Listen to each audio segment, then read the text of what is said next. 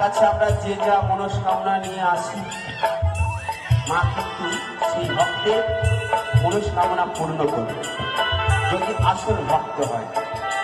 যেমন ভক্ত ছিল রামপ্রসাদ বামাক্ষেপা, এই বর্তমান যুগে সে ভক্ত এখন আর নেই, কিন্তু না, মাকে যদি কেউ অন্তর থেকে একবার ডাকতে পারি তার ডাকে মা সারা যায়।